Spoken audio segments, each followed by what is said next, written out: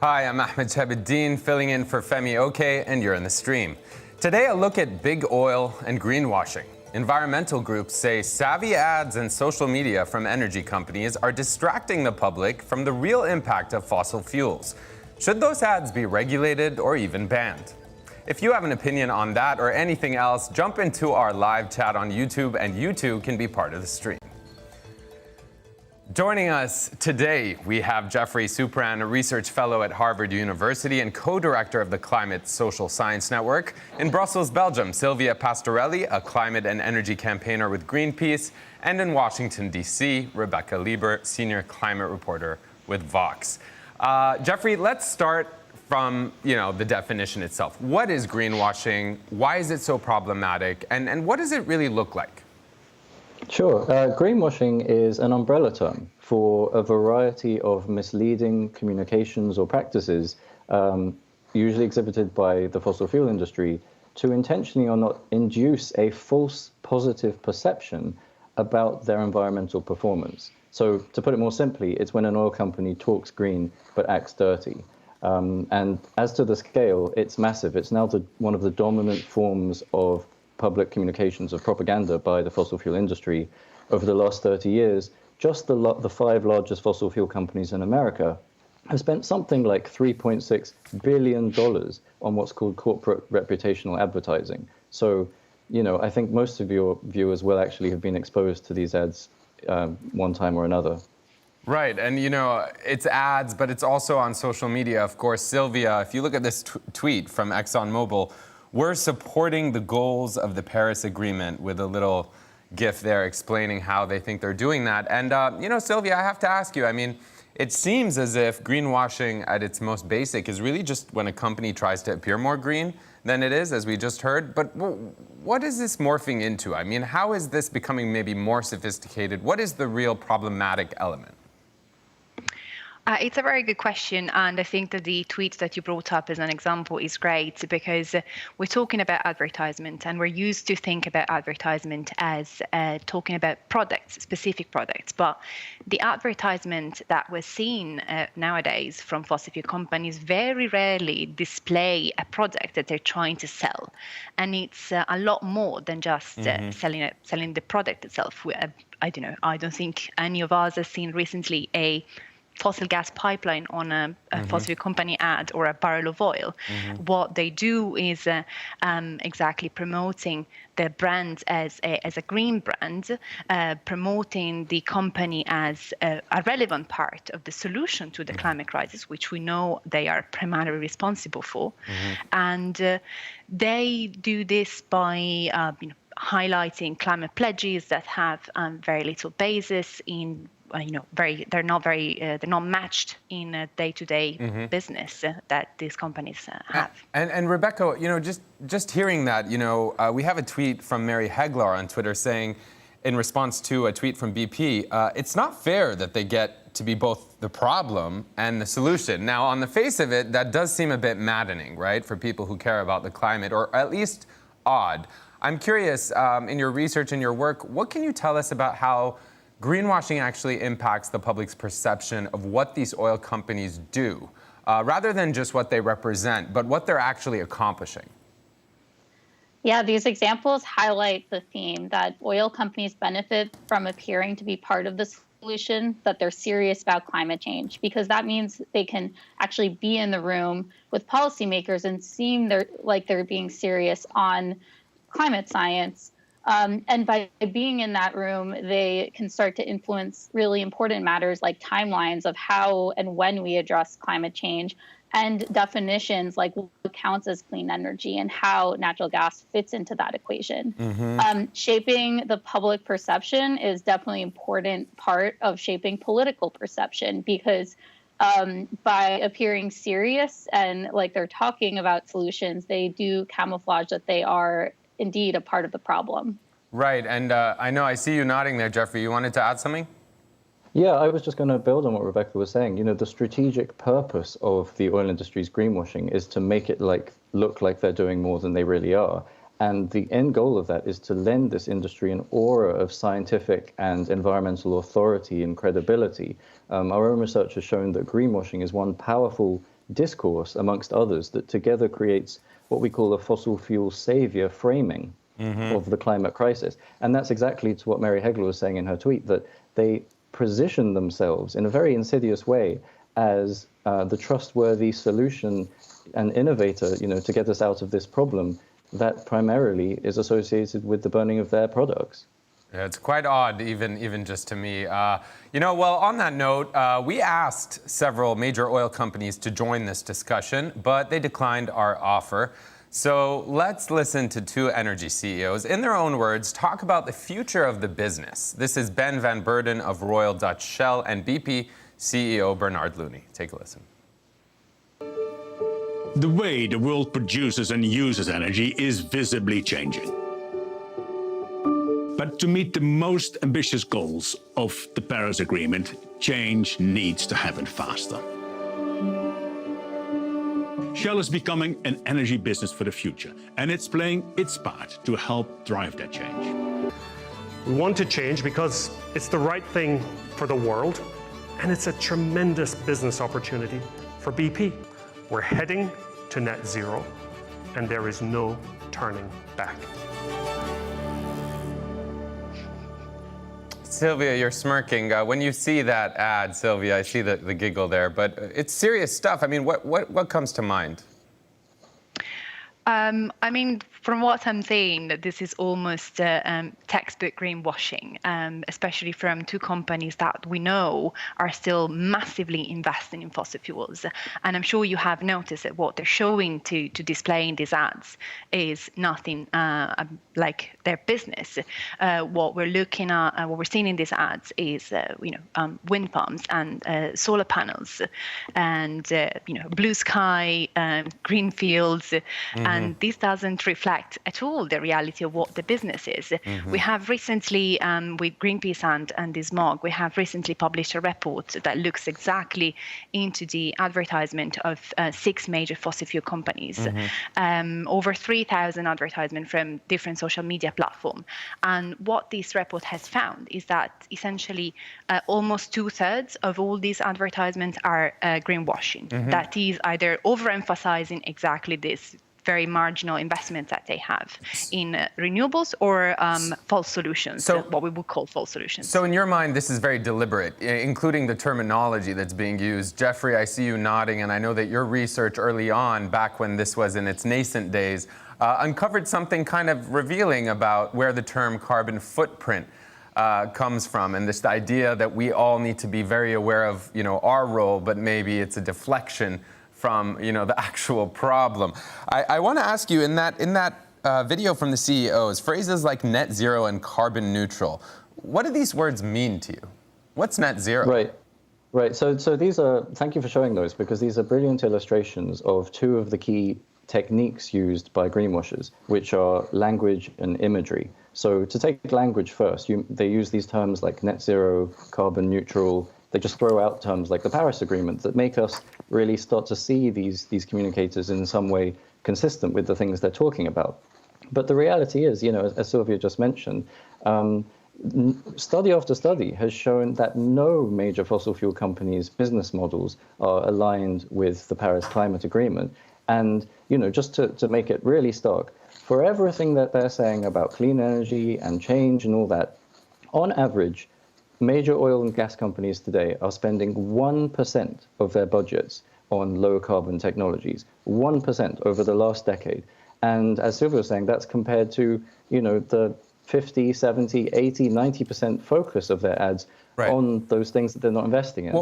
And Rebecca, go ahead. I was going to ask you to elaborate if you have any other examples as to what this actually looks like. I mean, are they investing in renewable energy? Is it meaningful? Yeah, and I reported on Jeffrey's report looking at that invention of carbon footprint, so it's great to hear about that here. What oil companies have been doing in the last few years, as they face lots of legal challenges across the world, saying they're not taking climate change seriously, they're pointing to a very small subset of their pollution and saying that they're addressing essentially their production emissions. This is just a small subset of what the oil industry is actually responsible for when it comes to climate change. Really, the biggest impact comes from the products that we consume, like gas, like the gas powering our electricity, coal, and oil. But when they're saying they're reducing their carbon footprint, they're talking specifically about production facilities. So they aren't looking at the full problem here. And that's just a piece of what Jeffrey's talking about when he's saying they're not really taking responsibility for their actual impact on climate change. Well, I know that there have been a lot of different attempts to address the way to solve this. What is the way to address this? And some people, Sylvia, like yourself, and other groups like Greenpeace, are suggesting, much like with the tobacco industry, a ban on advertisements, not just for the greenwashing, but from what I understand, a general ban, that they shouldn't be able to promote these products anymore. Is that a bit radical in your mind? I think that the parallel here is really fitting, the parallel with the tobacco. We have a product, or we have companies that we know are promoting products and activities that we know are harmful. There's a never-growing body of evidence that says that. We know that this is the major cause of the climate crisis that we're living through right now. We know what we should do to address this climate crisis, and still we see this product, these companies' activities being promoted and advertised at every corner. We have done the same for tobacco. Years ago, we knew that it was this product that was harmful, and we simply banned the advertisement of this product. Considering the urgency of the climate crisis, the climate and environmental crisis that we're living through, I think that this and the idea of banning all advertisement and sponsorship from fossil fuel companies is simply, it's fitting, it's appropriate, it matches the level of urgency. Rebecca, you want to jump in? We have a lot of people in our YouTube chat, by the way, also jumping in with questions that are along these lines. For example, Hermes saying, do the guests believe that greenwashing should be criminalized as a form of false advertising? Rebecca, does this make sense to you? Wow, I think these are complicated proposals. I think, of course, whenever you're talking about something like criminalizing, you get into free speech issues. You can get into kind of how you define what is that crossing the line. And one kind of counterpoint to talking about banning fossil fuel advertising is just realizing the reality we're in, where the fossil fuel companies realize they are not popular, that people don't trust their messaging.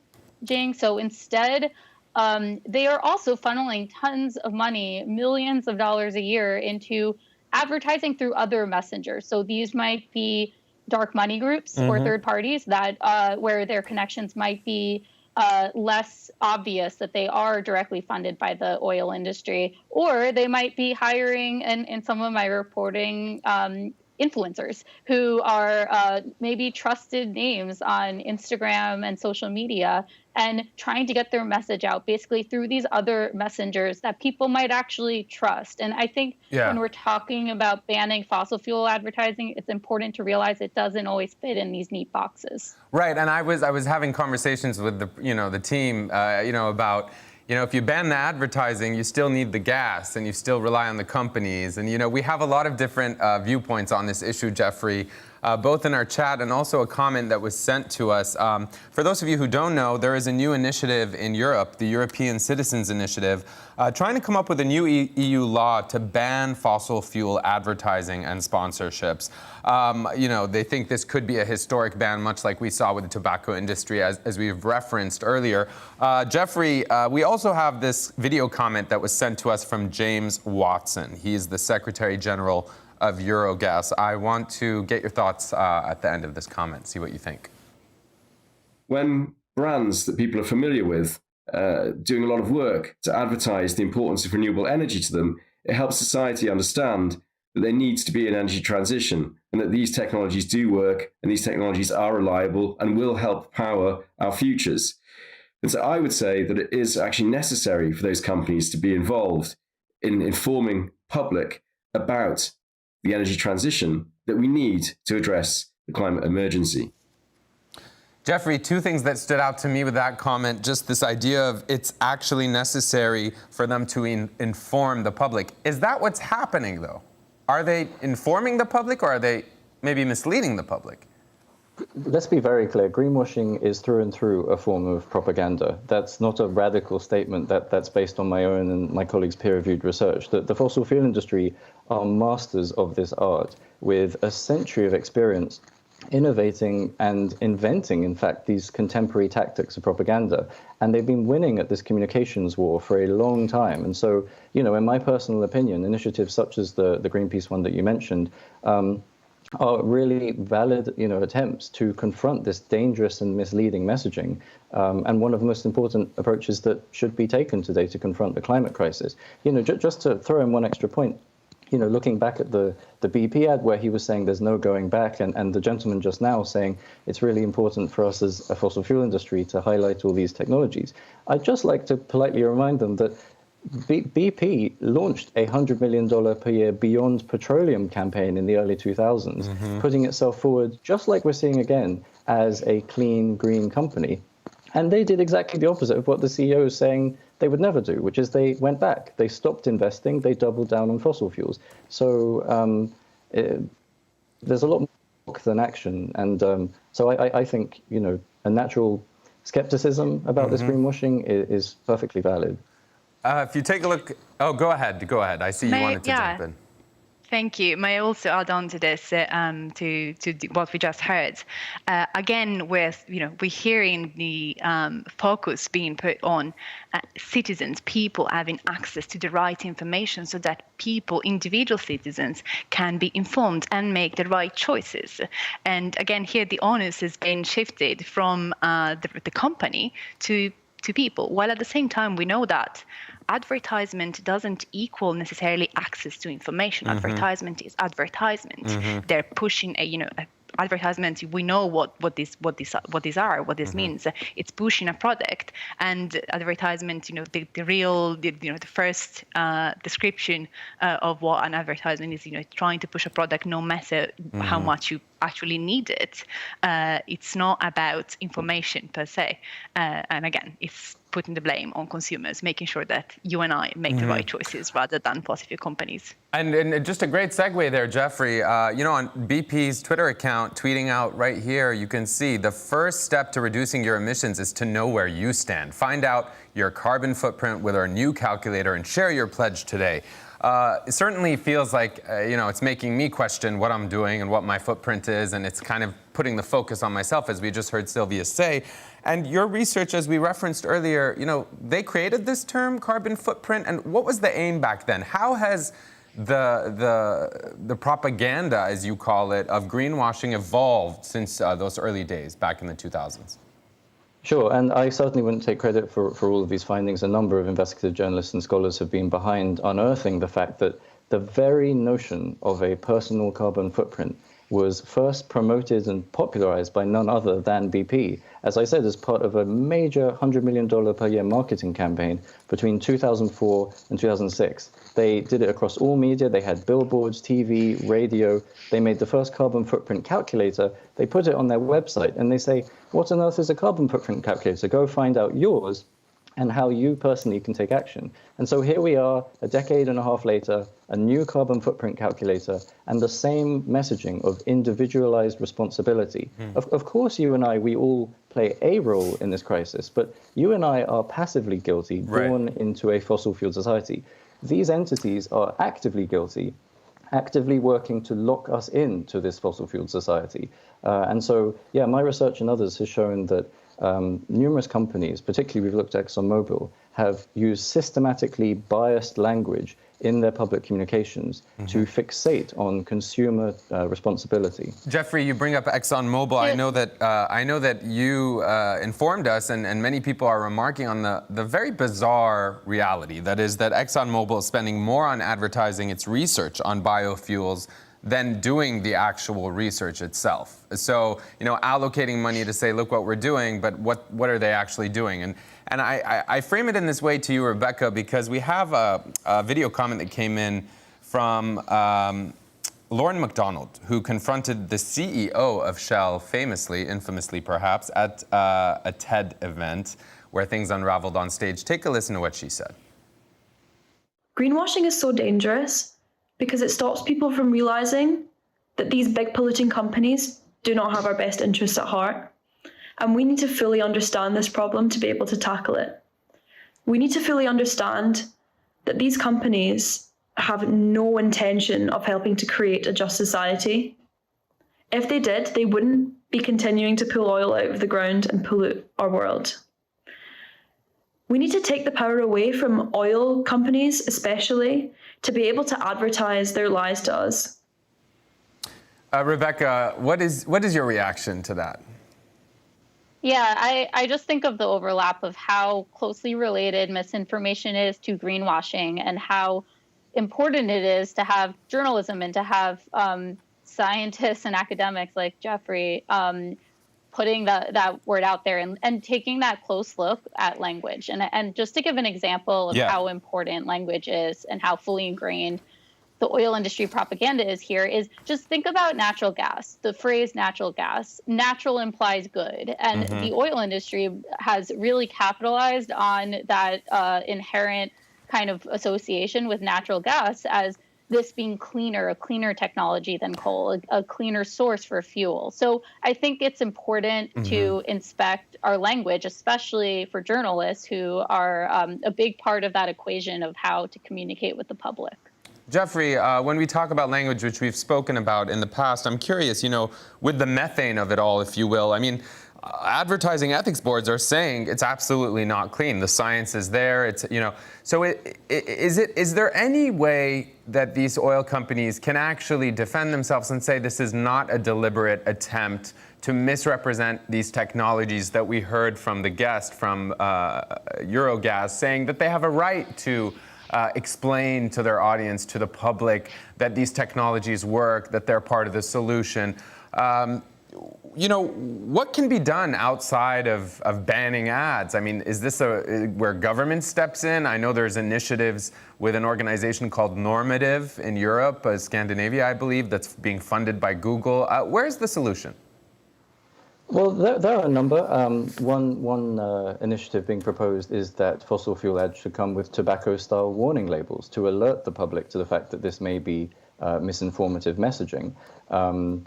Actually, the case in point is I think one way to do that would be, it would be fair if the industry were allowed to spend a portion of time of its adverts focusing on low carbon technologies, commensurate, consistent with the fraction of their spending on those technologies. So they should be allowed to spend about 1% of the ad talking about solar and wind. But in that Shell ad you showed, I was making quick notes. We saw a sun, we saw a sky, we saw solar cells, and we saw wind farms. Right. We saw one image of a gas pump. So that's about a 4-to-1 ratio in the wrong direction. Right. Very interesting, even just symbolically and visually. Sorry, I don't mean to cut you off, but it made me think, Rebecca, I want to ask you, I mean, we have a kind of potential unprecedented moment where it seems, I know Sylvia's called it historic, oil executives are going to be testifying to U.S. Congress this month regarding their role in climate misinformation, disinformation. What would you like to happen at the hearing? Do you think that this is a watershed moment? It could be. I think we're at a point where the public in the U.S., I think journalists, I think politicians are realizing that this is the culmination of a decades-long campaign from the industry. So we're at the starting point of getting those answers. So I wouldn't compare this to the kind of aftermath of tobacco, but just at the beginning of discovery of what is under the cover. So I think one thing that I would like to learn from these upcoming hearings is the role that the PR industry has also played here. Who else is working with the oil industry to get this message out there? And that's an important question that's being echoed in our YouTube chat by many of our guests. I want to ask you very quickly, Sylvia, is this a historic moment, do you think, what's happening at Congress this month? It definitely is. I mean, it is showing that that we are at a moment in time where this conversation are becoming not just radical, same as for the way it's the ban, our proposal for a ban on advertisement has been defined. Sylvia, forgive me. You say it's inevitable. It is inevitable. It's also inevitable that we're running out of time. So I want to thank you for joining us. It's all the time we have. We'll see you next time here on the stream. Thank you.